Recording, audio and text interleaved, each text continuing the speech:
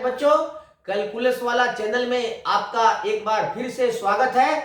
आज हम इलेक्ट्रोस्टैट का दूसरा यूनिट स्टार्ट करने जा रहे हैं और क्योंकि पहले यूनिट में हमने विद्युत चार्ज के बारे में बताया, इलेक्ट्रिक चार्ज के बारे में बताया, उसके उत्पत्ति के बारे में बताया और दो वस्तुओं को रगड़ने पर उत्पन्न घर्षण चार्ज के बारे में बताया और चार्ज का एक प्रमुख प्रॉपर्टी होता है वह क्वांटीकरण ऑफ आवेश, उसके बारे में बताया है।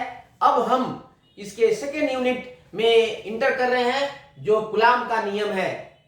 तो फर्स्ट यूनिट में हमने चार्ज के बारे में जान लिया है। चार्ज क्या चीज है? तो किसी भी वस्तु पर या चालक पर चार्ज उत्पन्न होता है, उसका मुख्य कारण इलेक्ट्रॉन का स्थानांतरण होता है। याद रखिए, चार्ज का मुख्य कारण है इलेक्ट्रॉनों का स्थानांतरण, क्योंकि इलेक्ट्रॉन जब एक वस्तु से एक चालक से दूसरे चालक में जाते हैं तो भी चार्ज दोनों वस्तुओं पर उत्पन्न होता है। जिसमें इलेक्ट्रॉन जाते हैं उस पर निगेटिव चार्ज होता है और जिससे इलेक्ट्रॉन जाते हैं उस पर पॉजिटिव चार्ज होता है। तो अब जो है ये चार्ज की उत्पत्ति, चार्ज का खोज हो जाने के बाद में कूलाम ने दो आवेशों के बीच इंटरेक्शंस फोर्स का वैल्यू निकालने के लिए, मान निकालने के लिए कई बार प्रयोग किया। तो कूलाम ने पाया कि जब दो आवेशों के बीच दूरी बढ़ाई जाती है तो बल का मान घट जाता है और दूरी कम की जाती है तो बल का मान बढ़ जाता है। इसी प्रकार उसने देखा अपने प्रयोग में, जब आवेशों का परिमाण बढ़ाया जाता है तो भी बल का मान बढ़ जाता है और आवेश का परिमाण जब घटाया जाता है तो बल का मान घट जाता है।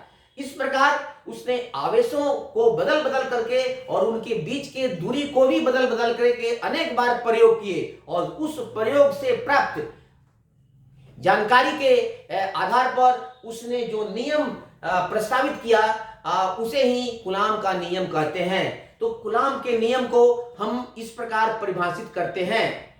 दो आवेशों के बीच वैद्युत बल का मान ज्ञात करने के लिए कूलाम ने जिस नियम का प्रतिपादन किया है उसे ही कूलाम का नियम कहते हैं, जो दो छोटे छोटे नियमों से मिलकर बना हुआ है। तो कूलाम का नियम कुछ इस प्रकार है। कूलाम का नियम को व्यक्त करने के लिए हम दो आवेश लेते हैं और दोनों आवेशों को कुछ दूरी पर लेते हैं और उसके बाद से हम देखते हैं कि दोनों आवेश के बीच का जो बल होता है वह दोनों आवेशों के परिमाण के गुणनफल का समानुपाती होता है। समानुपाती का मतलब होता है कि आवेश बढ़ता है तो बल का मान बढ़ता है, आवेश घटता है तो बल का मान भी घटता है। ठीक, दूसरा नियम है इसका जो कूलाम ने पाया कि जब दोनों आवेशों के बीच की दूरी बढ़ा दी जाती है तो बल का मान एकाएक कम हो जाता है और जब दोनों आवेशों के बीच दूरी कम कर दी जाती है तो बल का मान एकाएक बढ़ जाता है। इस पर आधारित उसने दूरी का जो नियम दिया वो इस प्रकार है कि दो आवेशों के बीच वैद्युत बल का मान उनके बीच के दूरी के वर्ग का उल्टा अनुपाती, व्युत्क्रमानुपाती होता है। इस प्रकार उसने दो नियम दिया कि एक तो है कि दो आवेशों के बीच लगने वाला बल आवेशों के परिमाण के गुणनफल का समानुपाती होता है और दूसरा नियम है कि दोनों आवेशों के बीच लगने वाला बल चाहे आकर्षण का हो चाहे प्रतिकर्षण का हो, वो हम बाद में बताएंगे कि कब आकर्षण का बल होगा और कब प्रतिकर्षण का बल होगा। तो दो आवेशों के बीच लगने वाला आकर्षण या प्रतिकर्षण का बल दोनों आवेश के बीच के दूरी के वर्ग का, वर्ग माने स्क्वायर, स्क्वायर का व्युत्क्रमानुपाती होता है, उल्टा अनुपाती होता है। तो इस तरह से कूलाम ने दो आवेशों के बीच बल का मान निकालने के लिए दो नियम का प्रतिपादन किया और बाद में उसने दोनों नियम को एक साथ मिला करके अपना फाइनल इलेक्ट्रोस्टैट्स का व्युत्क्रम का नियम प्रस्तुत किया जो इस प्रकार है। तो अब हम देखते हैं कि कूलाम का नियम क्या है। तो इसको हम क्वेश्चन में भी बना सकते हैं कि वैद्युत स्थैतिकी में, वैद्युत स्थैतिकी नोट्स बनाते जाइए, बहुत ये इंपॉर्टेंट है। वैद्युत स्थैतिकी में कूलाम का नियम क्या है? इसका गणितीय व्यंजक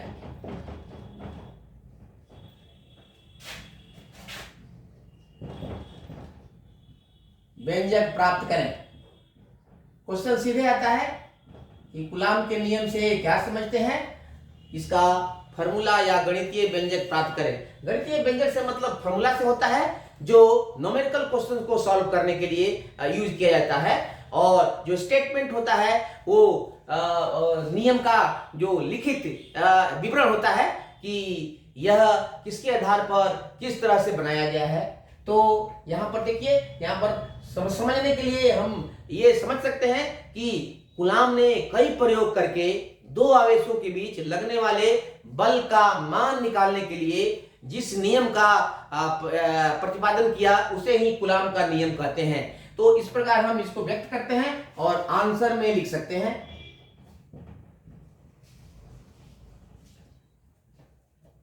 कूलाम ने दो आवेशों के बीच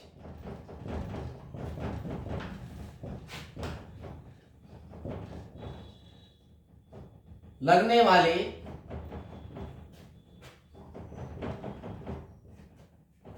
आकर्षण या दोनों हो सकता है, अब ये चार्ज की प्रकृति पर निर्भर करता है, आकर्षण या प्रतिकर्षण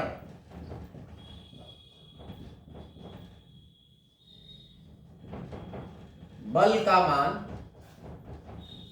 ज्ञात करने के लिए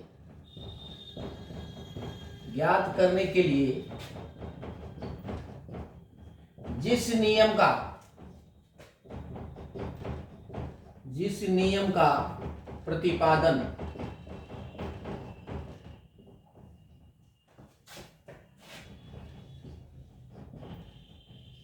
किया है उसे ही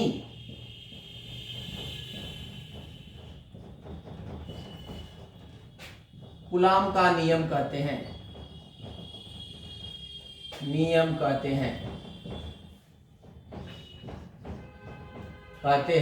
जो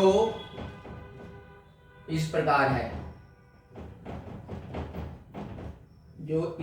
है, जैसे देते हैं और लिखते हैं। यहां पर देखिए, कूलाम का नियम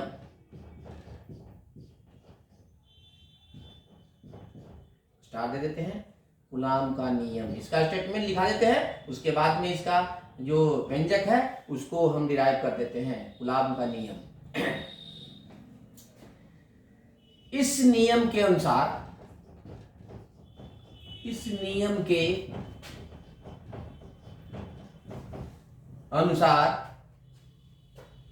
दो आवेशों के बीच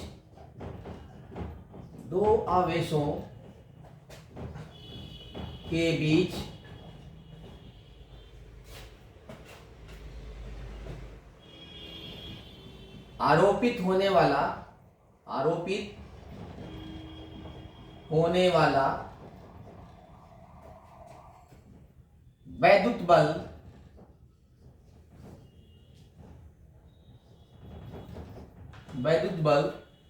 दोनों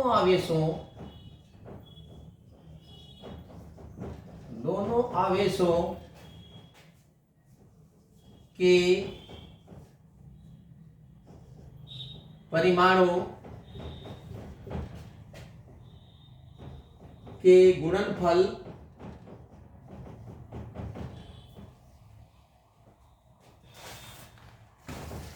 का समानुपाती होता है। देखो, ये वीडियो देखोगे, इसको देखते देखते याद हो जाएगा, आपका नोट्स भी बन जाएगा और आप इसको आसानी से याद भी कर सकते हैं। ये बहुत ही सिंपल सरल एक नियम है और जो पूरे इलेक्ट्रोस्टेट का आधार बनाता है, और इसी के आधार पर हमेशा आगे इलेक्ट्रोस्टेट में और भी जितने भी एक्सरसाइज है, जितने भी यूनिट है, सब इसी से सब हम प्राप्त करते जाएंगे एक एक करके। तो इसको गौर से समझिएगा, बहुत इंपॉर्टेंट है। आवेशों के परिमाणों के गुणनफल का समानुपाती या सीधा अनुपाती, समानुपाती तथा दोनों आवेशों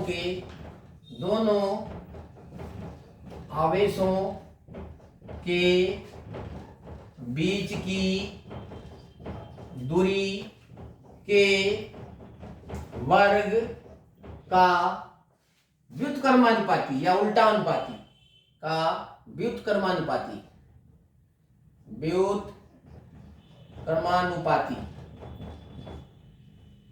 इन्वर्सली प्रोपोर्शनल। ये सीधा अनुपाती का होता है, डायरेक्टली प्रोपोर्शनल। और आवेशों के परमाणु के गुणनफल का समानुपाती का मीन्स डायरेक्टली प्रोपोर्शनल, अगर बढ़ेगा तो बढ़ेगा, घटेगा तो घटेगा। और यहाँ पर व्युत्क्रमानुपाती का मतलब होता है एक भौतिक राशि अगर बढ़ती है दूसरी भौतिक राशि घटती है तो विपरीत अनुपात में होता है, तो उसको व्युत्क्रमानुपाती बोलते हैं कि वर्ग का व्युत्क्रमानुपाती होता है। इसी को कूलाम का नियम कहते हैं। तो इस नियम के अनुसार जो है दो आवेशों के बीच जो भी बल लगता है वह उनके परिमाणों के गुणनफल का समानुपाती होता है और दूरी के वर्ग का व्युत्क्रमानुपाती होता है। अब इसको हम थोड़ा एग्जांपल से समझते हैं और मैथमेटिकल फॉर्म इसका हम देते हैं, उससे और क्लियर होगा।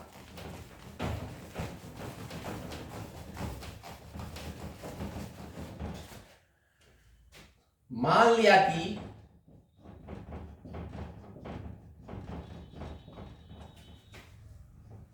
Q1 तथा Q2 दो आवेश निर्वात में मतलब वैक्यूम बोलते हैं, जहां कुछ नहीं है, बिल्कुल खाली है, एकदम हवा भी ले सकते हैं, लेकिन निर्वात का मतलब होता है बिल्कुल वैक्यूम। दो आवेश निर्वात में एक दूसरे से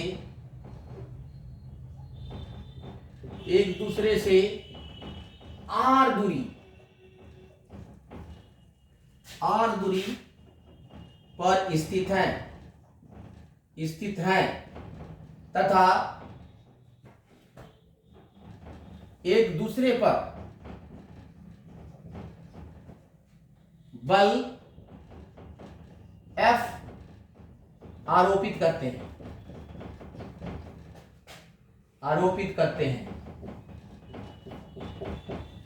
हैं तो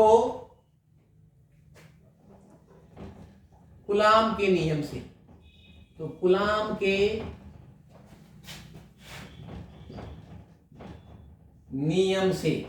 क्या मिलता है, देखिए सबसे पहले यहां देख लेते हैं। ये A पॉइंट पर Q1 चार्ज है, B पॉइंट पर Q2 चार्ज है और इनके बीच की दूरी R है। अगर इनके बीच का बल F हो तो ये इस पर भी अप्लाई होता है और इस पर भी अप्लाई होता है। तो कूलाम के नियम से पहला नियम है F is directly proportional to Q1 into Q2। ये देखो यहाँ पर एक कूलाम का नियम का पहला स्टेटमेंट है, फर्स्ट पार्ट है कि दो आवेशों के बीच जो बल लगता है उनके गुणनफल का समानुपाती होता है, Q1 और Q2 के समानुपाती का ये डायरेक्टली लिख देंगे। तो ये फर्स्ट नियम हो गया इसका। और दूसरा है कि F बल जो है वो दूरी के वर्ग का व्युत्क्रमानुपाती होता है, तो दूरी का वर्ग हम 1 बाई करके लिख देंगे, ये उल्टा अनुपाती हो गया। अगर ऊपर लिखते तो सीधा अनुपाती। तो इस तरह से ये दूरी का नियम है, ये आवेश का नियम है। तो कूलाम के नियम का पहला स्टेटमेंट है कि आरोपित बल दोनों आवेशों के गुणनफल का समानुपाती होता है और दूरी के वर्ग का व्युत्क्रमानुपाती होता है। अब इस दोनों नियम को एक साथ अगर हम लिख दें, इसलिए समीकरण 1 तथा 2 को एक साथ लिखने पर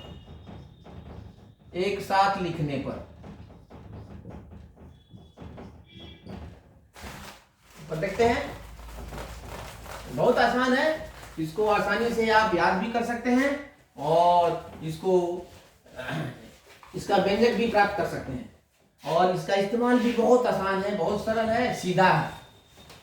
इसलिए गौर से देखिए, कोई भी कंफ्यूजन है तो वीडियो को देखिए और समझिए।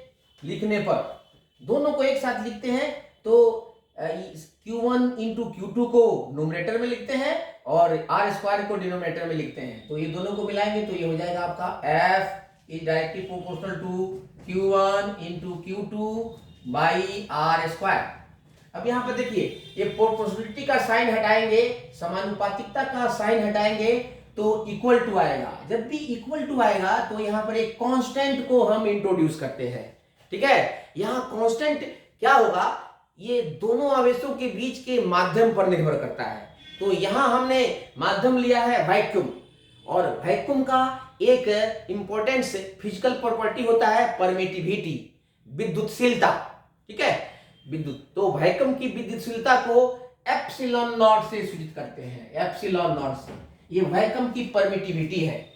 किसी माध्यम की परमिटिविटी लेनी है तो एप्सिलॉन से डिनोट करते हैं। इसको पढ़ते हैं एप्सिलॉन या एप्सिलॉन, एप्सिलॉन, साइलॉन, एप्सिलॉन। तो एप्सिलॉन नॉट, ये एप्सिलॉन है, ये किसी माध्यम का ये विद्युतशीलता है और ये वैक्यूम की विद्युतशीलता है। और एप्सिलॉन आर लिखेंगे तो ये माध्यम का सापेक्षिक, रिलेटिव, सापेक्षिक या आपेक्षिक विद्युतशीलता होगी। और ये आपेक्षिक विद्युतशीलता किसी भी माध्यम का होता है, उस माध्यम की विद्युतशीलता डिवाइडेड बाई वैक्यूम की विद्युतशीलता। तो एप्सिलॉन आर का मान यहाँ आएगा, लेकिन इसको बाद में हम बताएंगे। पहले यहाँ पर देखते हैं कि वैक्यूम हमने लिया है तो वैक्यूम की विद्युतशीलता का इस्तेमाल करेंगे कांस्टेंट में। तो कूलॉम ने इस नियम को व्यंजक में बदलने के लिए इस समानुपातिकता का चिन्ह हटाते हुए एक कांस्टेंट इंट्रोड्यूस किया और इस कांस्टेंट का मान उसने दिया 1/4 पाई एप्सिलॉन नॉट। क्योंकि यहाँ वैक्यूम था इसलिए वैक्यूम के लिए एप्सिलॉन नॉट का इस्तेमाल किया, into Q1 into Q2 by R square, जहां एप्सिलॉन नॉट निर्वात की परमिटिविटी है या विद्युतशीलता है। तो इसको, इसका वैल्यू, इसका भी वैल्यू होता है जिसको कूलॉम ने यहां पर दिया था।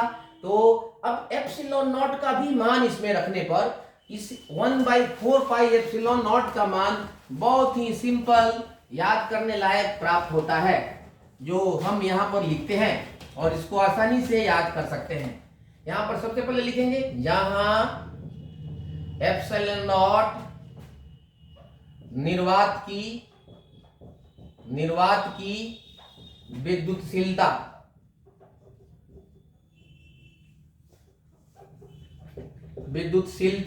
या परमिटिविटी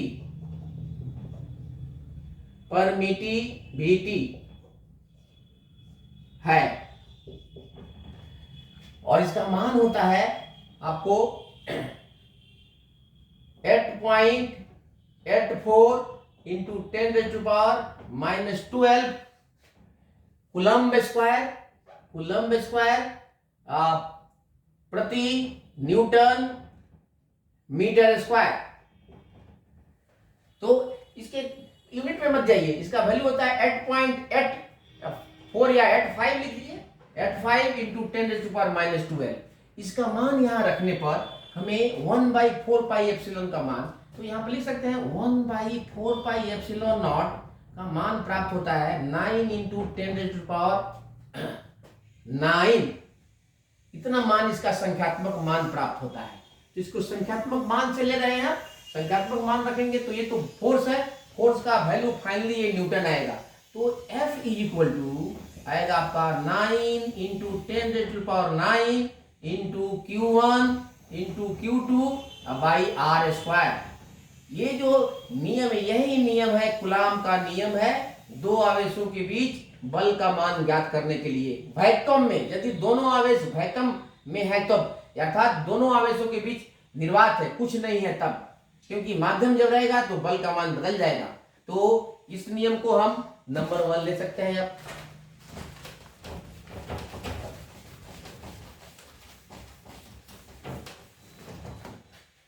या इसको नंबर 3 ले लीजिए, 1 2 दे दिया है। तो यही जो नियम है, यही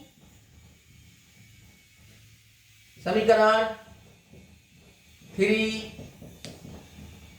कूलाम के नियम का गणितीय व्यंजक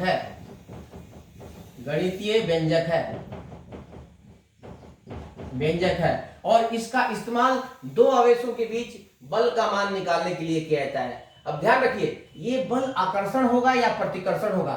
तो देखो, ये चार्ज की प्रकृति पर निर्भर करता है। मान लो यहाँ पर Q1 और Q2 चार्ज है, अगर दोनों पॉजिटिव होगा तो ये प्रतिकर्षण का बल होगा, और दोनों निगेटिव होगा तो भी प्रतिकर्षण का बल होगा।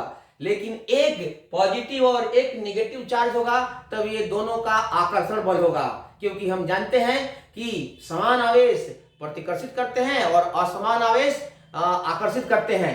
ठीक है, तो यहाँ हमने कूलाम का नियम और उसका गणितीय व्यंजक निर्वात के लिए दिया है।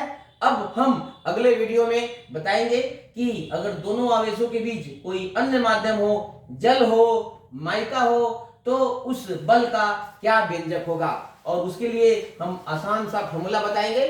ठीक है, तब तक के लिए ये वीडियो यही खत्म करते हैं और फिर नए वीडियो के साथ कल मिलते हैं।